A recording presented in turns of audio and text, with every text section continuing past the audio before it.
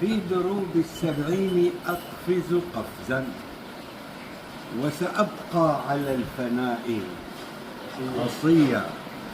أي سر هذه العقاقير تحوي، فتعيد الشيخ القعيد صبيا.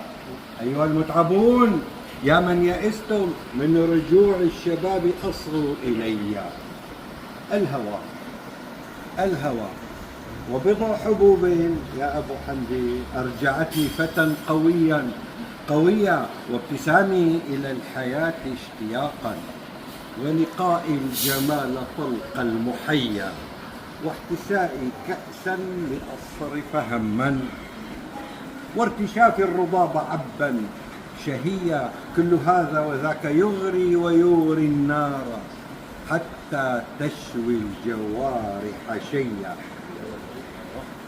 كنت قيسا في مستهل شبابي، فتحولت عاشقا عمريا. تفعل النار في الهشيم تماما مثل ما تفعل المليحات فيا. كل يوم حسن جديد، وقلبي يتزيا لكل حب زيا. ألف شخصية أنا، ألف لست أحصي تقلب الشخصية. شاعر، ساحر، أديب، طبيب، أطرش يسمع النداء الخفية. ساحر ماكر عدو التقاليد، يعد انقلابه الثورية. وهو وزير يفصل الشعر حبا، شعرا. يعشق الغيد شعره الغزلية. إن تسأله من أنت قال ابن نفسي، أنا كونت عنصر الذرية. أنا كونت شاعرا من ديار الغرب، روحا وقالبا حمويا. الله يمسي كل الأجاويد بالخير، وبعد المساء بثني وعليكم سلامي. يوصل محمد بالمعزة والتقادير على الجميع بدون ذكر الأسامي. من أبو فراس راعي المعازيد أريد أوصل لكم بصوتي سلامة. هلا ومية هلا برجال الشواف الأجاويد، ونزيد بالترحيب لأبو حاسم عقيد النشامة. وحي الله أبو منير راعي الطيب، وحي الله برجال الشواف الحاضرين معانا. وبدعوة كريمة لأبو فراس بظهر الغيب، يدوم عزك ليوم القيامة.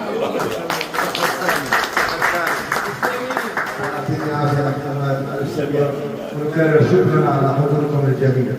نحن بحماه بيحسدونا على هاللمات الحلوة هي. كأمة عربية إسلامية، هذا الواقع تربينا عليه كمسلمين. ما في أرقى منا. الحالات الاجتماعية بالغرب، رحنا على كل الدول شرقية وغربية وكذا، ما في الأجواء هي. تفكك، انهيار، انعدام. نحن هون ألفة ومحبة وتضامن وإخاء وتعاطف ورحمة، وكل معاني التكافل الاجتماعي، خاصة الناس يلي بتخاف الله سبحانه وتعالى وبهمها أسرتها وبهمها اسمها ومقامها. والحمد لله كل هذا الشيء هذا من فضل الله سبحانه وتعالى ونعمة من الإسلام. ما عرفنا حالات. المهندس محمد أسيد كوجان أبو عمار. أهلا وسهلا، شرفت. شو رأيك بهالجلسات هي؟ والله ما شاء الله، يعني إعادة لتاريخ قديم، ولقاء بين الجديد والقديم والمتوسط. اليوم كل ما تطورنا، كل ما صارت الأمور الاجتماعية عم تتعقد. ترجع الأمور لسلاستها. نعم، سلاسة الحياة. شوف عينك القاعدين ما حدا شايل جوال، مبسوطين. ما في غير أنا شايل جوال. أنت شايل عم تصور، أنت معزول سيدنا. عم بوثق إنه ما نكون شايلين جوال. نعم سيدي، هذا الكلام يعني يدل على عاطفة إنسانية. على رأسي. ترى تتراجع دائما للأصول تبعيدها.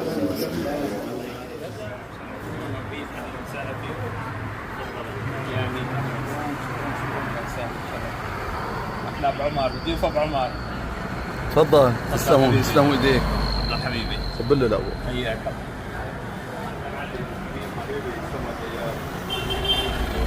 وين مهزوم؟ ان ابن عمنا الدكتور محمد علي الشواف التي تشاد حاليا صرحا طبيا باسمه الآن، قال لي إن ابن عمي لم يترك أثرا في ذلك الوقت في حماة، ولكني سأترك آثارا بقدر إمكانياتي وما يتطلبه أبناء بلدي. وهكذا قام بافتتاح وتأهيل أكثر من 7 صالات للعزاء، وأيضا قام بإنشاء وتبرع بإنشاء مدرسة الطب في الكلية في جامعة حماة. من هنا نبعث بسلامات أكيدة إلى الصديق القديم الوفي الدكتور عبد المعين الشواف. أنا خالد محمد جزماتي صديقه أحييه. أهلا وسهلا. شو هاللمة الحلوة هي هيك؟ هذا من فضل الله سبحانه وتعالى. والله سبحانه وتعالى أكرمنا بشفاء خالد الدكتور الشيخ عبد المعين الشواف أبو فراس. الحمد لله على سلامته.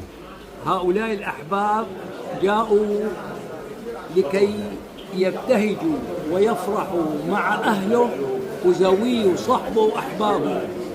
نعم.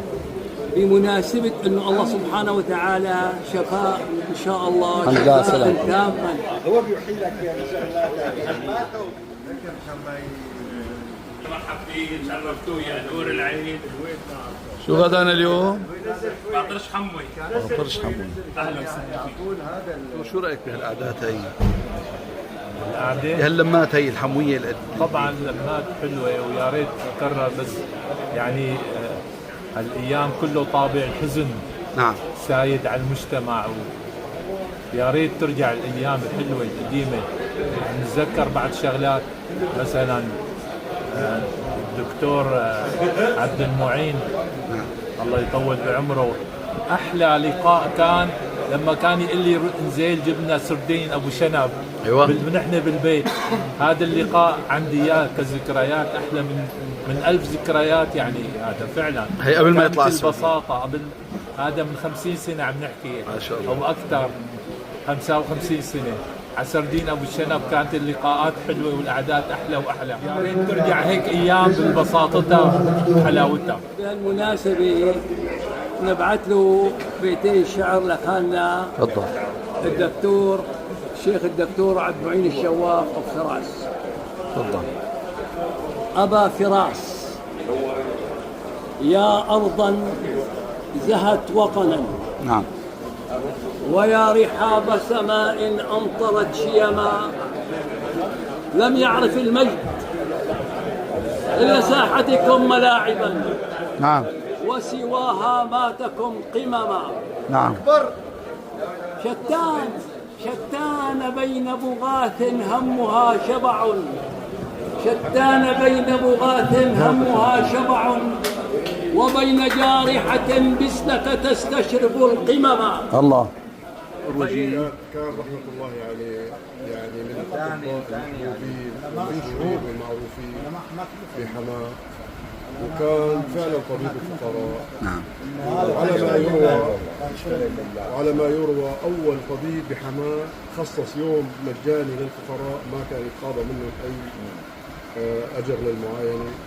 وكان معظم الفقراء اللي يراجعوه إن كان يوم المجاني أو غير يوم المجاني كان إذا عنده دواء يعطيهم، وإذا شاف حالته. كان يمكن الطبيب الوحيد بهذيك الفترة؟ لا، ما هو الطبيب الوحيد، لا كان في كذا طبيب، لكن هو الطبيب الشعبي. الشعبي أكثر طبيب هو اعتنى بطبقة الناس. شو رأيك؟ الشعبي بيحب الناس الفقراء، وقت الفقراء كان يجي لعنده يعطيهم دواء من عنده. نعم. وهو كان صاحب نكتة الله. اجى لعنده مرة ايه؟ قال له دخان، عم يصير معي دوخة.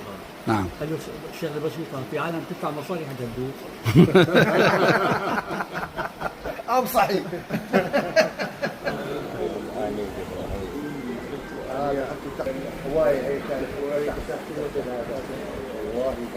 عبيدة، دائما انت صاحب اللمات الحلوه. قصه طيبه وجميله للقاء الاحبه دائما في هذا المكان، ملتقى الشواف الثقافي، وكذلك حمام الشواف التي تركت اثرا طيبا في مدينه حماه لتجميع الاحبه والاصدقاء دائما.